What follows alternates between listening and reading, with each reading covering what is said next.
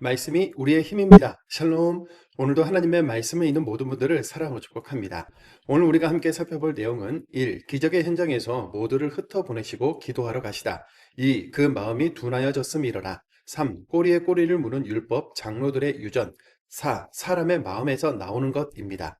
첫 번째, 기적의 현장에서 모두를 흩어보내고 기도하러 가시다입니다. 오병이어의 기적은 정말 놀랍고 대단한 사건이었습니다. 요한복음에 의하면 예수님을 왕으로 삼으려는 움직임들이 있었으니 우리는 물론 예수님 곁의 제자들도 큰 희열과 흥분에 젖어들었겠죠. 그런데 오병이어 기적 이후 예수님은 크게 세 가지 행동을 하시는데요. 첫 번째, 제자들을 갈릴리 바다 건너편 벳세다로 급히 보내셨고, 둘째, 무리들을 서둘러 해산시키셨으며, 셋째, 자신은 산에 올라 홀로 기도하셨습니다. 마가복음 6장 45절 46절입니다. 예수께서 즉시 제자들을 재촉하사 자기가 무리를 보내는 동안에 배 타고 앞서 건너편 벳세다로 가게 하시고 무리를 작별하신 후에 기도하러 산으로 가시니라. 가버나움에서 오병이어 기적을 체험한 제자들을 배를 타고 건너편 베세다로 보내신 것은 사람들의 칭송과 환호에 들떠서 자신들이 받은 사명을 망각하지 않도록 무리와 분리시키기 위해서 하신 행동이며, 여러 무리들을 흩으신 것은 나는 배부르게 하고 풍족하게 하는 이런 세상의 왕으로 온 것이 아니라 죄를 해결하고 대신 죽는 어린 양, 하나님 나라의 왕으로 왔다는 것을 분명히 하시기 위한 행동이었던 겁니다. 그리고 예수님께서 홀로 산에 올라 기도하신 것은 예수님이 사람들의 환호 속에 머무르지 않고 하나님과의 개인적인 만남을 통해 예수님 자신도 자신이 받았던 정체성과 사명을 공고히 하시기 위해서였던 거죠. 두 번째, 그 마음이 둔하여졌음이러라입니다. 홀로 산에 올라 기도를 마치신 예수님이 바다 위를 걸어 제자들에게 오셨는데요. 풍랑 때문에 젖는 것을 어려워하던 제자들이 유령인 줄 알고 두려워서 비명을 지르고, 예수님이 그 배에 올라타시자 바람이 잦아드는 것을 보고 그들은 또 속으로 몹시 놀랍니다. 그 이유를 말씀은 이렇게 기록하는데요. 마가복음 6장 52절입니다. 이는 그들이 그 떡 떼시던 일을 깨닫지 못하고 도리어 그 마음이 둔하여졌음이러라. 지금까지 계속 살리시고 고치시고 귀신을 쫓아내는 기적을 봐왔고, 바로 직전에 오병이어 기적을 체험했던 제자들, 예수님이 우리의 생명과 자연의 모든 것, 영의 세계까지 다스리시는 분이시라는 이 사실에 대해 누적된 깨달음이 없었다, 즉 믿음이 없었다는 것을 나타내 보여주는 구절인 거죠. 지금까지 내가 경험한 이 예수님 놀라워, 대박이야, 끝! 이러면 안 됩니다. 신앙생활을 하면서 경험한 반복되는 은혜 속에 예수님에 대한 지식과 믿음이 계속 쌓이고 깨달아지면서 예수님과의 사귐이 더 깊어지고 예수님에 대한 정의가 분명하게 내려져야 하며, 내가 하나님 나라의 백성이라는 정체성, 그분의 길을 따르는 사람으로서의 제자된 사명이 우리의 내면에 확실하게 자리 잡고 있어야 한다는 것이죠. 제자들처럼 둔한 상태로 마음을 닫아두지 않고 예수님께 집중하는 우리가 되기를 소망합니다. 세 번째, 꼬리에 꼬리를 무는 율법, 장로의 유전입니다.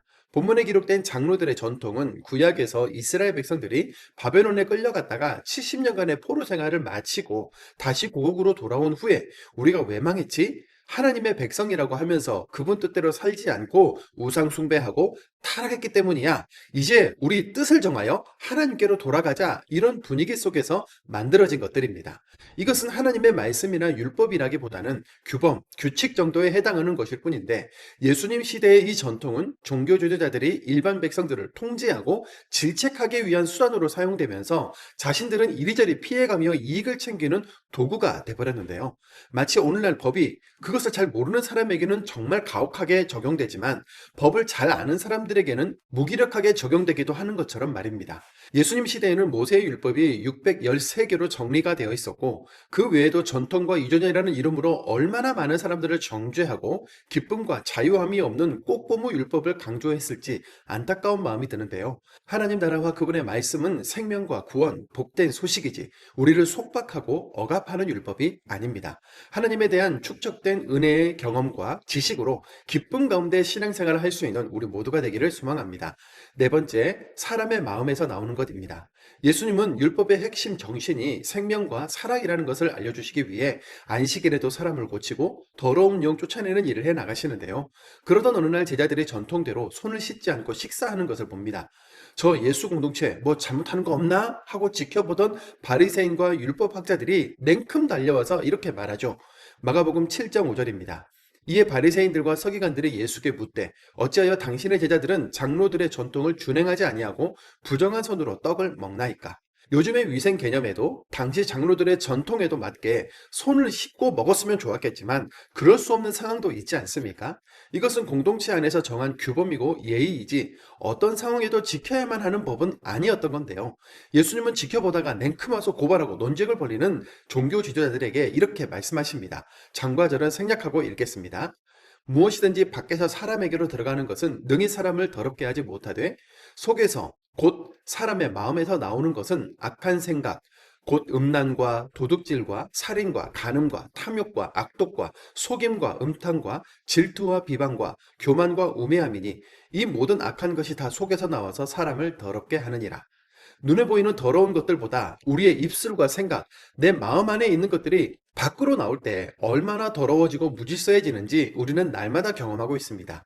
나와 가족, 교회와 이 사회의 나쁜 생각과 악한 것들이 모두 말씀 안에서 정결해지고 깨끗해지게 해달라고 기도하면서 오늘도 말씀을 읽어볼까요? 마가복음 6장입니다. 마가복음 6장. 예수께서 거기를 떠나사 고향으로 가시니 제자들도 따르니라. 안식일이 되어 회당에서 가르치시니 많은 사람이 듣고 놀라 이르되 이 사람이 어디서 이런 것을 얻었느냐? 이 사람이 받은 지혜와 그 손으로 이루어지는 이런 권능이 어찌 됨이냐? 이 사람이 마리아의 아들 목수가 아니냐? 야고보와 요셉과 유다와 시몬의 형제가 아니냐? 그 누이들이 우리와 함께 여기 있지 아니하냐 하고 예수를 배척한지라. 예수께서 그들에게 이르시되 선지자가 자기 고향과 자기 친척과 자기 집 외에서는 존경을 받지 못함이 없느니라 하시며 거기서는 아무 권능도 행하실 수 없어 다만 소수의 병자에게 안수하여 고치실 뿐이었고 그들이 믿지 않음을 이상히 여기셨더라. 이에 모든 촌에 두루 다니시며 가르치시더라. 12 제자를 부르사 둘씩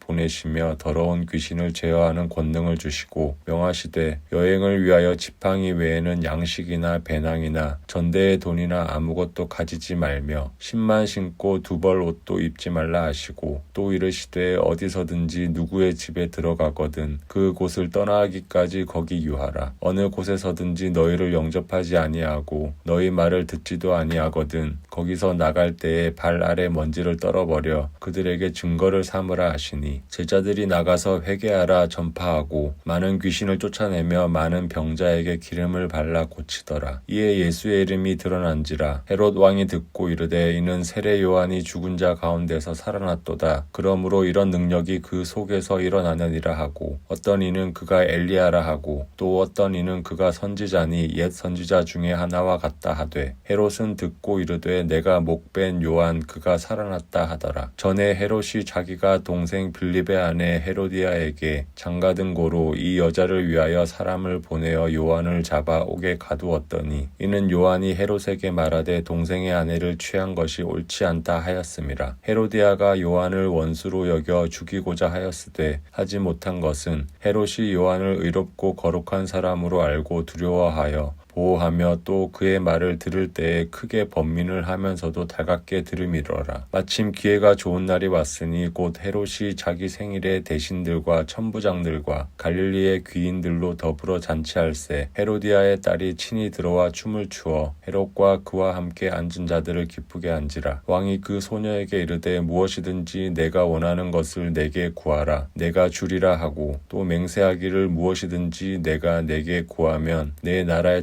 절반까지라도 주리라 하거늘 그가 나가서 그 어머니에게 말하되 내가 무엇을 구하리이까? 그 어머니가 이르되 세례 요한의 머리를 구하라 하니 그가 곧 왕에게 급히 들어가 구하여 이르되 세례 요한의 머리를 소반에 얹어 곧 내게 주기를 원하옵나이다 하니 왕이 심히 근심하나 자기가 맹세한 것과 그 앉은 자들로 인하여 그를 거절할 수 없는지라. 왕이 곧 시위병 하나를 보내어 요한의 머리를 가져오라 명하니 그 사람이 나가 옥에서 요한을 목베어 그 머리를 소반에 얹어다가 소녀에게 주니 소녀가 이것을 그 어머니에게 주니라. 요한의 제자들이 듣고 와서 시체를 가져다가 장사하니라. 사도들이 예수께 모여 자기들이 행한 것과 가르친 것을 낱낱이 고하니 이르시되 너희는 따로 한적한 곳에 가서 잠깐 쉬어라 하시니 오고 가는 사람이 많아 음식 먹을 겨를도 없음이라. 이에 배를 타고 따로 한적한 곳에 갈새 그들이 가는 것을 보고 많은 사람이 그들인 줄 안지라. 모든 고을로부터 도보로 그곳에 달려와 그들보다 먼저 갔더라.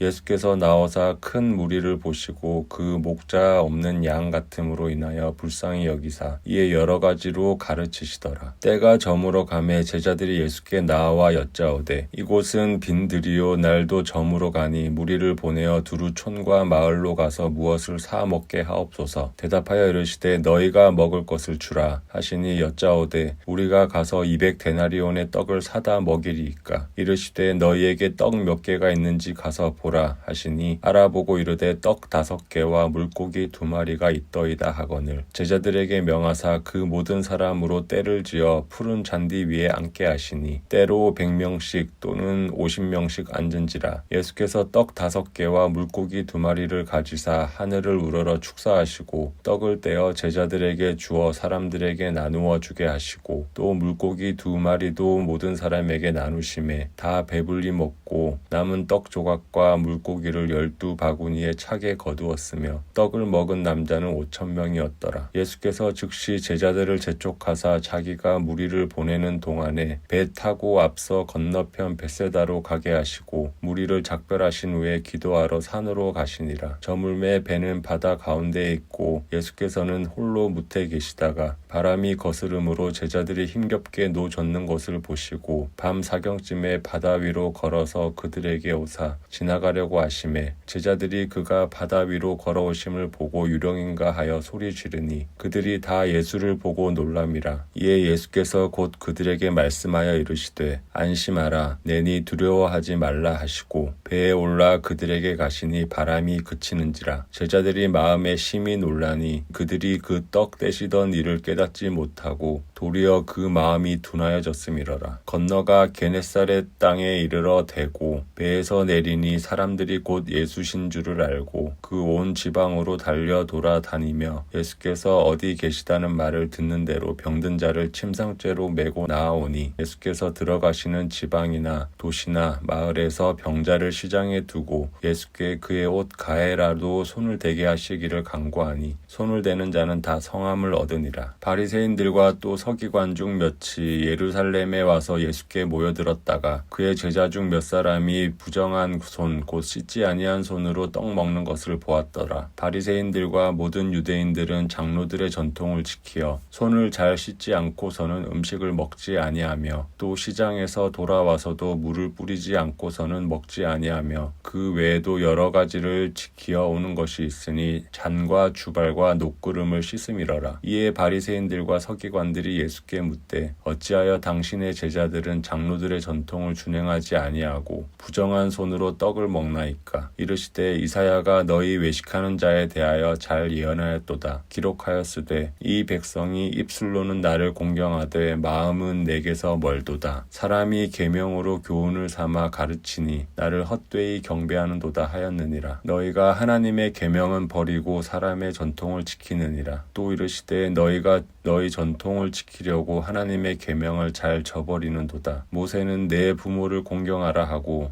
또 아버지나 어머니를 모욕하는 자는 죽임을 당하리라 하였거늘 너희는 이르되 사람이 아버지에게나 어머니에게나 말하기를 내가 드려 유익하게 할 것이 고르반 하나님께 드림이 되었도다 하기만 하며 하고 자기 아버지나 어머니에게 다시 아무것도 하여 드리기를 허락하지 아니하여 너희가 전한 전통으로 하나님의 말씀을 폐하며 또 이 같은 일을 많이 행하느니라 하시고 무리를 다시 불러 이르시되 너희는 다 내 말을 듣고 깨달으라. 무엇이든지 밖에서 사람에게로 들어가는 것은 능히 사람을 더럽게 하지 못하되 사람 안에서 나오는 것이 사람을 더럽게 하는 것이니라 하시고 무리를 떠나 집으로 들어가시니 제자들이 그 비유를 묻자온데 예수께서 이르시되 너희도 이렇게 깨달음이 없느냐. 무엇이든지 밖에서 들어가는 것이 능히 사람을 더럽게 하지 못함을 알지 못하느냐. 이는 마음으로 들어가지 아니하고 배로 들어가 뒤로 나감이라. 이러므로 모든 음식물을 깨끗하다 하시니라. 또 이르시되 사람에게서 나오는 그것이 사람을 더럽게 하느니라. 속에서 곧 사람의 마음에서 나오는 것은 악한 생각 곧 음란과 도둑질과 살인과